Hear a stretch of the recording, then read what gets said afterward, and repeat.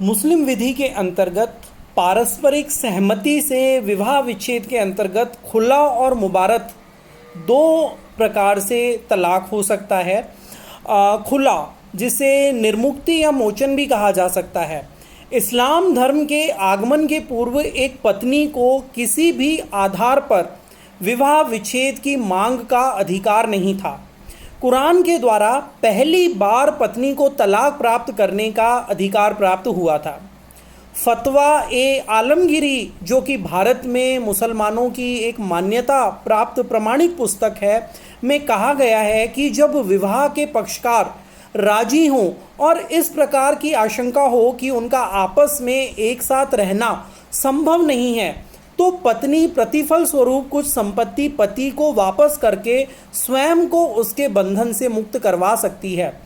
खुला अथवा विमोचन का शाब्दिक अर्थ है हटाना, उतारना या खोलना। मुस्लिम विधि में इसका अर्थ है कि पति द्वारा पत्नी पर अपने अधिकार और प्रभुत्व का परित्याग।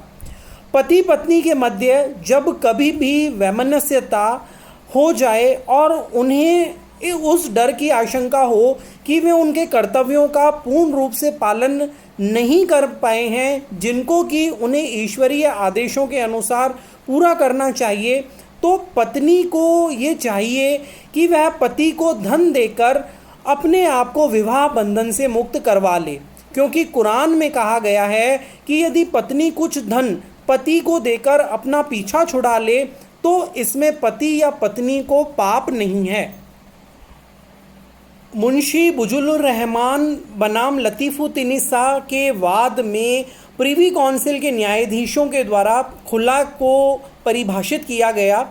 खुला के द्वारा तलाक पत्नी की सम्मति और प्रेरणा से दिया गया एक ऐसा तलाक है जिसमें विवाह बंधन से अपने छुटकारे के लिए वह पति को कुछ प्रतिफल देती या देने की संविदा करती है।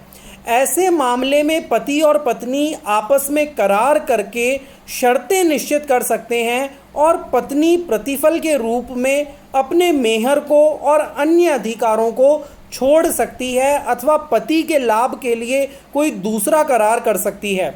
इस प्रकार से खुला वस्तुतः पत्नी के द्वारा अपने पति से खरीदा गया तलाक का एक अधिकार है।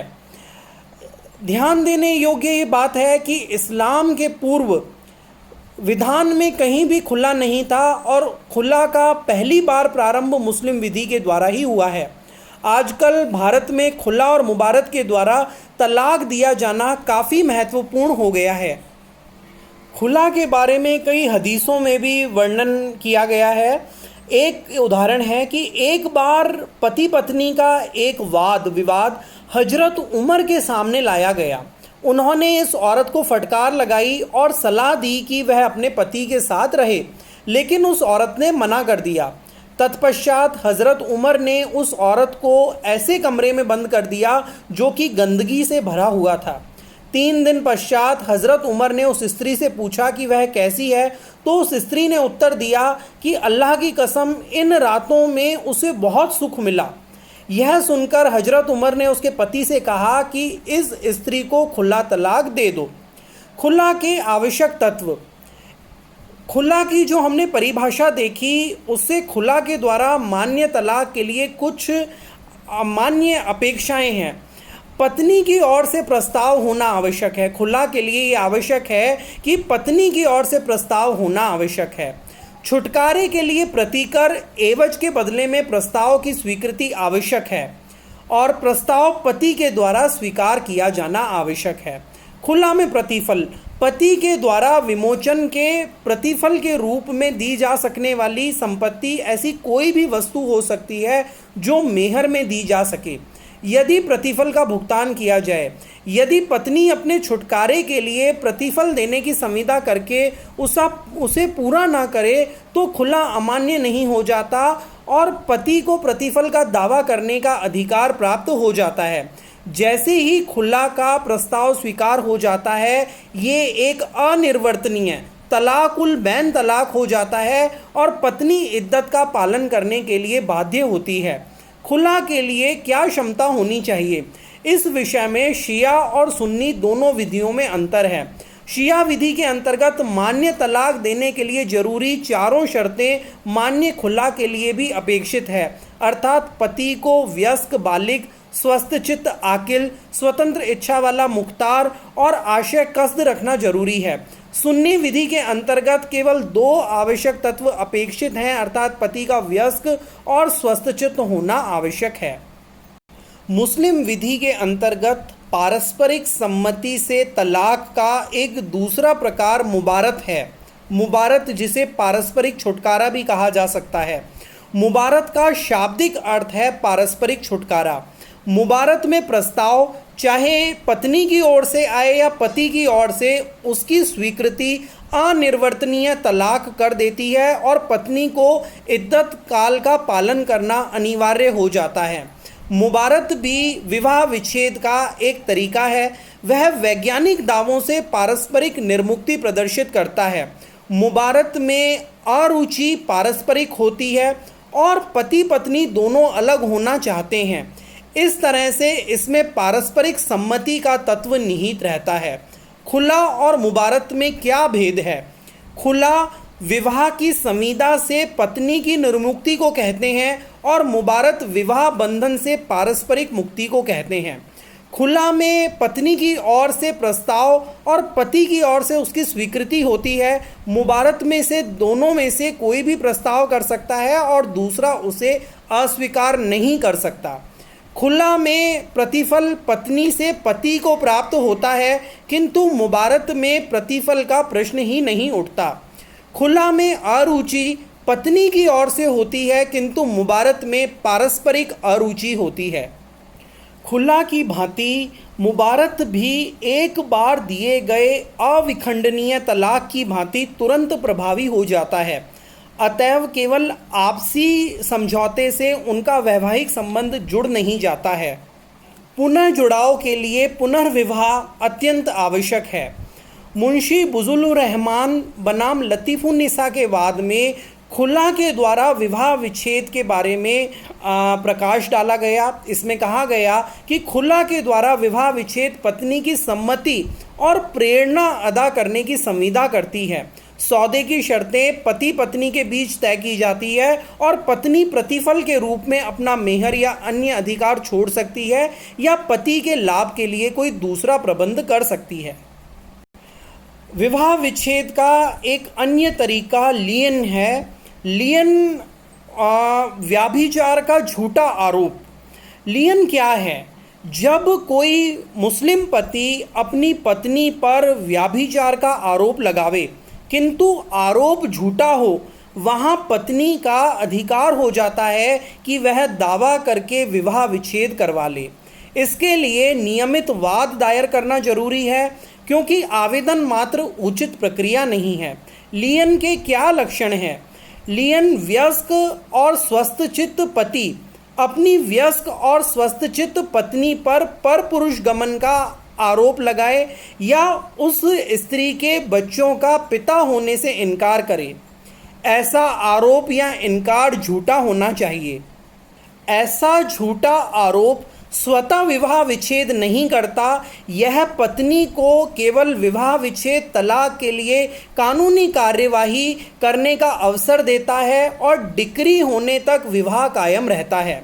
विवाह विच्छेद के लिए पत्नी को नियमित वाद दायर करना जरूरी होता है। आवेदन मात्र काफ़ी नहीं है। यदि विवाह अनियमित हो तो दावा दायर नहीं किया जा सकता।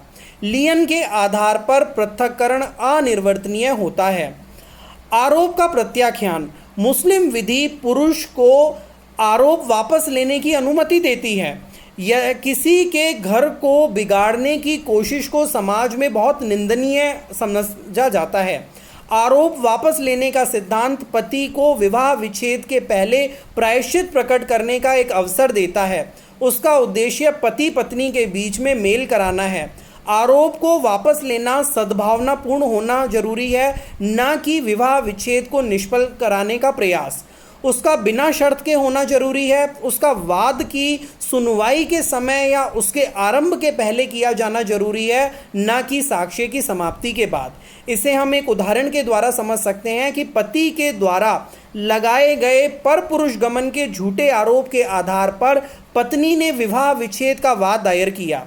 पति ने अपने लिखित कथन में स्पष्ट रूप से व्यक्त किया कि यह आरोप उसने सद्विश्वास से लगाया था, परंतु यदि न्यायालय के द्वारा ये झूठा पाया जाए तो वह उसे वापस लेने और उसके लिए दिल से पश्चाताप करने को तैयार है।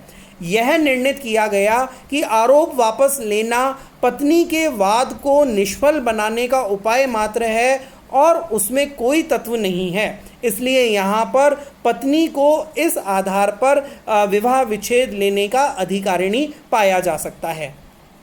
तो ये मुस्लिम विधि के अंतर्गत विवाह विच्छेद के कुछ तरीके थे। शिया विधि की अपेक्षा सुन्नी विधि में तलाक देना अधिक आसान होता है, जिसका कारण ये है कि शिया लोग ये पसंद नहीं करते कि लोग इतना अधिक और बार बार तलाक दें। इन दोनों विधियों में कुछ अंतर है। सुन्नियों के अनुसार तलाक मौखिक या लिखित हो सकता है, परंतु शिया विधि में जब तक कि पति उच्चारण करने में असमर्थ ना हो, लिखित तलाक को मान्यता नहीं दी जाती है। शिया विधि के अंतर्गत तलाक मौखिक ही होना चाहिए, क्योंकि शिया विधि में जब तक पति उच्चारण करने में असमर्थ ना हो, लिखित तलाक को मान्यता नहीं दी जाती है।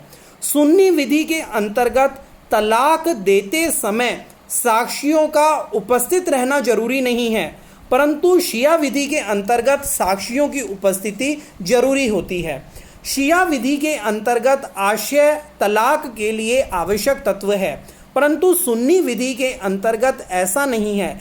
इस कारण नशे या मजबूरी अथवा मजाक में दिया हुआ तलाक शिया विधि के अंतर्गत अमान्य होता है, परंतु सुन्नी विधि के अंतर्गत ऐसे तलाक भी मान्य और प्रभावी होते हैं। सुन्नी विधि तलाक उल बिद्दत को मान्यता देती है, परंतु शिया विधि के अंतर्गत केवल तलाक उल सुन्नत मान्य है। तलाक उल बिद्दत, जिसे तीहरा तलाक, ट्रिपल तलाक भी कहते हैं, वो शिया विधि के अंतर्गत मान्य नहीं है। मुस्लिम विधि के अंतर्गत तलाक हो जाने पर उसके क्या विधिक प्रभाव होते हैं? तो विवाह विच्छेद या तलाक की रीति कुछ भी हो, तलाक के पूरे हो जाने पर कुछ अधिकार और दायित्व उत्पन्न होते हैं। उसमें नंबर 1 है दूसरा विवाह करने का अधिकार। यदि विवाह पूर्णता को पहुंच गया है तो पत्नी इद्दत पूरी करके दूसरे पुरुष से विवाह कर सकती है। यदि विवाह ने पूर्णता प्राप्त ना की हो तो वह विवाह विच्छेद के तुरंत पश्चात दूसरा विवाह कर सकती है। यदि विवाह को पूर्णावस्था प्राप्त नहीं हुई है तो विवाह विच्छेद के पश्चात पत्नी को इद्दत का पालन नहीं करना होगा।